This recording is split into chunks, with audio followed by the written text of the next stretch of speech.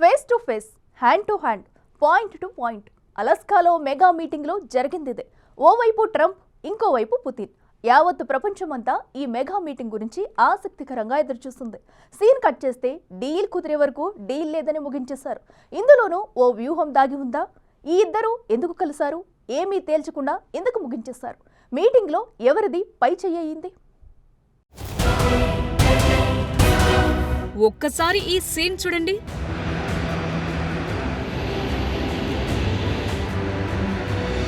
Putin అలా దిగగానే Trump red carpet స్వాగతం పలికారు.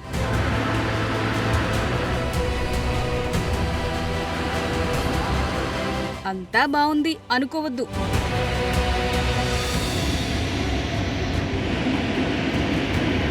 కింద పుతిన్, పైన B-2 బాంబర్ ఫైటర్ జెట్.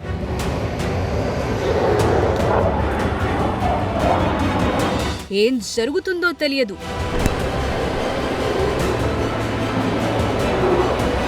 బహుశా పుతిన్ కూడా ఊహించి ఉండడు.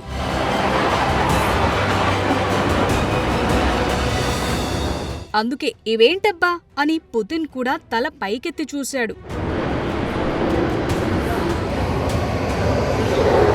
నడుచుకుంటూ వస్తుండగానే పుతిన్ కు అతి సమీపం నుంచే B-2 బాంబర్ జెట్, అటు ఇటు F-22 ఫైటర్ జెట్స్ షో చూపించాడు ట్రంప్.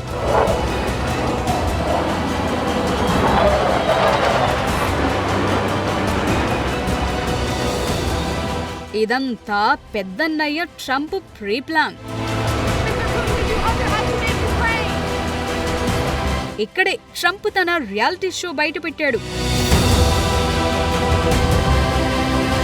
రైట్, ఈ ఇద్దరి మీటింగ్ లో సైడ్ లైట్స్ చాలానే ఉన్నాయి. చప్పట్లతో ట్రంప్ రెడ్ కార్పెట్ స్వాగతం, ఆ వెంటనే ఇద్దరూ కలిసి ఒకే వాహనంలో వెళ్లటం, ఇదంతా అందరి దృష్టిని ఆకర్షించింది. ట్రంప్, పుతిన్ 4 ఏళ్ల తరువాత 3 గంటల పాటు ఫేస్ టు ఫేస్ జరిగిన మీటింగ్ ఇది. ఏ డీల్ జరగకపోయినా చాలా విషయాలైతే మాట్లాడుకున్నారు. ఎప్పుడు కొట్లాటలేనా, అప్పుడప్పుడు ఇలా కలిస్తే తప్పేంటి అన్న సందేశం మాత్రం ప్రపంచానికి వెళ్ళింది. ముఖ్యంగా ఉక్రెయిన్ చుట్టూ మ్యాటర్ ఎక్కువగా తిరిగింది. అసలు ఈ ఇద్దరి మీటింగ్ కు అలాస్కాను ఎంపిక చేయటం కీలకంగా మారింది. అలాస్కా 1867 వరకు రష్యా భూభాగంగా ఉండి ఆ తరువాత అమెరికాకు అమ్మేశారు. ఈ ప్రాంతంతో ఇటు అమెరికా, అటు రష్యాకు చారిత్రక అనుబంధం ఉంది. అందుకే ఈ ప్లేస్ ను డిసైడ్ చేశారు. 4 ఏళ్ల తర్వాత మీటింగ్ కదా, ఏదో జరుగుతుంది అని అంతా అనుకున్నారు. కీలక నిర్ణయాలు వెలువడతాయనుకున్నారు. అంతెందుకు, పుతిన్ రాకముందే అమెరికా ఈ మీటింగ్ రిజల్ట్ పాజిటివ్ గా వస్తే ఒకలా రియాక్ట్ అవుతాం, లేకపోతే మరోలా సీన్ ఉంటుందని దబాయింపు మాటలు కూడా మాట్లాడింది. రష్యాతో డీల్స్ చేస్తున్న దేశాలకు పుతిన్ కు పరోక్షంగా వార్నింగ్లు ఇచ్చేదాకా వెళ్లారు.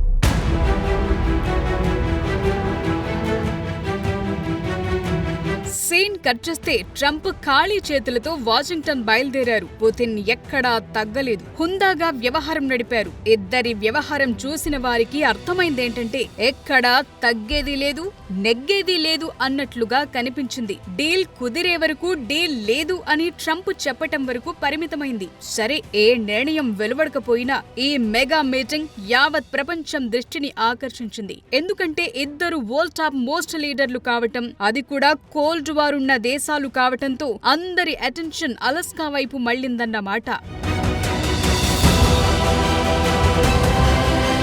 మంచైనా చెడైనా ఏదైనా ఏదో ఒకటి తేలకపోతుందా? అందుకే కలిశారు. పుతిన్ హుందా ఎక్కడా తగ్గలేదు. చాలా హుందాగా సమాధానాలిచ్చారు. ఆతిథ్య దేశాన్ని నొప్పించలేదు. అదే సమయంలో ఎక్కడా లొంగిపోలేదు. అటు ట్రంప్ కూడా ఏదో చెయ్యాలని అనుకున్నా ఏమీ చెయ్యలేకపోయారు. వీలైతే 4 మాటలు, కుదిరితే కప్పు కాఫీ అన్నట్లుగా మీటింగ్ జరిగింది.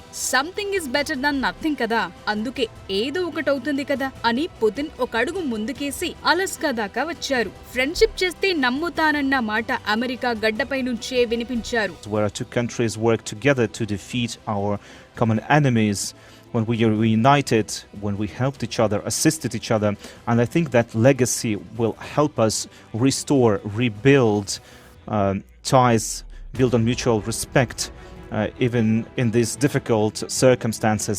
This was the lowest point for us. since the Cold War, and this wasn't a positive thing for the world or for our countries. So it was self-evident that sooner or later we had to rectify the situation and return to dialogue. Trump పరోక్ష వ్యవహారాలకు Putin లొంగకపోవటం కీలకంగా మారింది. తరువాతి meeting కు Moscow రమ్మని Trump ని ఆహ్వానించారు. వెంటనే ఓకే అనకుండా ఆ చూద్దాం అన్నట్లుగా ట్రంప్ జవాబివ్వటం ఇవన్నీ ప్రపంచమంతా గమనించింది. Mr. President, I'd like to thank you very much, and we'll speak to you very soon and probably see you again very soon. Thank you very much, Vladimir. Next time in Moscow. Oh, that's an interesting one. I don't know. I'll get a little heat on that one, but I could see it possibly happening. Thank you very much, Vladimir. Well, thank you very much, Mr. President. That was very profound, and I will say that I believe we had a very productive meeting. There were many, many points that we agreed on. Most of them, I would say, a couple of big ones that we haven't quite gotten there, but we've made some headway. So there's no deal until there's a deal. I will call up NATO in a little while. I will call up the various people that I think are appropriate, and I'll, of course, call up President Zelensky and tell him about today's meeting. It's ultimately up to them. They're going to have to agree with what Marco and Steve and some of the great people from the Trump administration who 2022లో తాను అధ్యక్షుడిగా ఉండి ఉంటే Ukraine యుద్ధం జరిగేది కాదని Trump పదే చెప్తుండడంపై తాజా భేటీలో పుతిన్ రియాక్ట్ అయ్యారు. ఆ కామెంట్స్ ను సమర్థిస్తూ ట్రంప్ వైట్ హౌస్ లో ఉంటే ఈ యుద్ధం ప్రారంభమయ్యేది కాదన్నారు. చర్చలు నిర్మాణాత్మకంగా జరిగాయని, కొన్ని అంశాలపై అవగాహనకొచ్చామన్నారు. ఇలా అలస్కా ఇరు దేశాల భాగస్వామ్య చరిత్రకు నిదర్శనమన్నారు. రష్యా అమెరికా సంబంధాలు చాలా క్లిష్ట పరిస్థితులు ఎదుర్కొన్నాయని చెప్పిన పుతిన్ ప్రస్తుతం రెండు దేశాలు నేరుగా మంచి సంబంధాలు ఏర్పరచుకున్నాయని చెప్పారు. పరిస్థితులను సరిదిద్దుకునేందుకు ఇది ఎంతో అవసరమన్నారు. జెలెన్స్కీతో చర్చలకు సిద్ధంగా ఉన్నానని చెప్పటం ద్వారా రష్యా శాంతి కోసం రెడీగా ఉందనే సందేశాన్ని పంపారు. అదే సమయంలో తన షరతులతో యుద్ధానికి నాటోని నిందించడం ద్వారా అంతర్జాతీయ ఒత్తిడిని తిప్పికొట్టే ప్రయత్నం చేశారు పుతిన్. అటు ట్రంప్ తన దౌత్యపరమైన సామర్థ్యం, డీల్ మేకర్ ఇమేజ్ ను ఉపయోగించుకుని ఏదో చేద్దామనుకున్నారు. కానీ ఏ డీల్ కూడా కుదరలేదు. అందుకే ట్రంప్ కి 0, పుతిన్ కి 1 మార్కులు పడ్డాయన్న వెర్షన్ పెరుగుతోంది.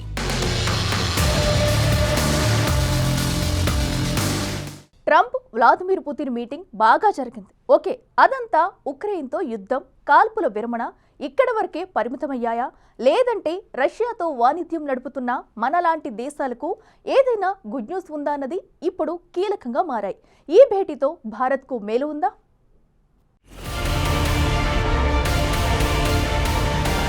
ట్రంప్ మైండ్ సెట్ చాలా డిఫరెంట్. ఎలాగంటే ఓవైపు రష్యాతో వాణిజ్యం చేస్తున్న దేశాలను బెదిరిస్తూ టారిఫ్ బాంబులు వేస్తున్నాడు. అంటే రష్యా నుంచి ఎవరు ఏమి కొనొద్దు అంటున్నాడు, ఆయుధాలైనా ఆయిల్ అయినా. ఇది ట్రంప్ ఒక కోణం. మరి ఇంకో కోణం ఏంటో చూస్తారా? ఇదే అది. ఓవైపు రష్యాను ఎలా దెబ్బ కొడదామా అని రాత్రింబవళ్లు ఆలోచిస్తూ ఇప్పుడు అలస్కాలో అదే రష్యా అధ్యక్షుడు పుతిన్తో షేక్ హ్యాండ్, కలిసి నడుద్దామని పలకరింపులు ఒకటేంటి అన్నీ జరుగుతున్నాయి. రైట్, ఆ ఇద్దరి మీటింగ్ తో ఇండియాకు ఏవైనా లాభం జరిగిందా అన్న విషయం గురించి చూద్దాం. రష్యా నుంచి మనం ఆయుధాలు, ఆయిల్ కొంటున్నామని చెప్పి మొదట 25% సుంకాలు బాధేశాడు ట్రంప్. ఆ తర్వాత పెనాల్టీ అంటూ నోటికొచ్చినంత మరో 25% బాంబ్ వేశాడు. మొత్తంగా కొన్ని ఉత్పత్తులపై 50% దాకా టారిఫ్లు వెళ్లాయి. ఆగస్టు చివరి వారం నుంచి అమల్లోకి రాబోతున్నాయి. ఇప్పటికే అమెరికన్ కంపెనీలు మన ఆర్డర్లను వాపస్ చేసుకుంటున్నాయి కూడా. ఇదే జరిగితే మన ఎగుమతులను దెబ్బతీస్తాయని, దేశ జీడీపీలో 1% ప్రమాదంలో పడేస్తాయని ఎకనామిస్టులు అంటున్నారు.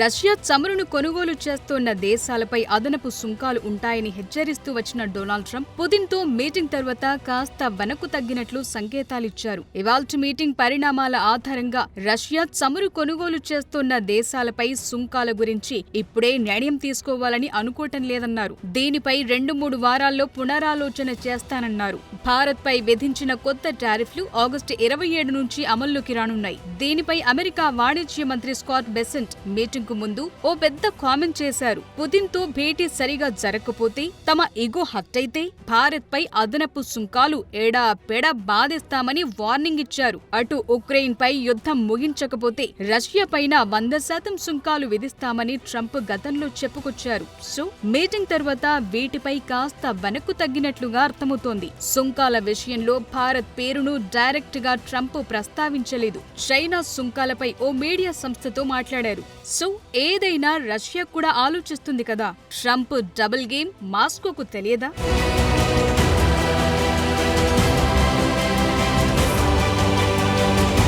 అలస్కా మీటింగ్ కు పుతిన్ తనతో పాటు రష్యన్ వ్యాపారవేత్తల బృందాన్ని తీసుకొచ్చారు. అమెరికాతో వాణిజ్య సంబంధాలను మెరుగుపరుచుకునే ఉద్దేశంతో వచ్చారు. అయితే ట్రంప్ మాత్రం యుద్ధం ముగిసే వరకు వాణిజ్య సంబంధాలు సాధ్యం కాదని పరోక్షంగా చెప్పేశారు. సో దేశాల మధ్య అయినా వ్యక్తుల మధ్య అయినా స్నేహం బలపడాలంటే నమ్మకం కుదరాలి. ఒకవైపు రష్యాతో బిజినెస్ చేస్తున్న దేశాలను బెదిరిస్తూ అందరినీ ఇబ్బందులకు గురి చేస్తూ రష్యాతో నమ్మకాన్ని సాధించటం కుదిరే పనేనా? ఇది ట్రంప్ టైంపాస్ చేయటం కాకపోతే మరేంటి అన్న వాదన కూడా వినిపిస్తోంది. అలస్కా మీటింగ్ లో ట్రంప్ సాధించింది ఏంటయ్యా అంటే శుష్కప్రియాలు, శూన్యహస్తాలే అన్న టాక్ ప్రపంచ వ్యాప్తంగా వినిపిస్తోంది.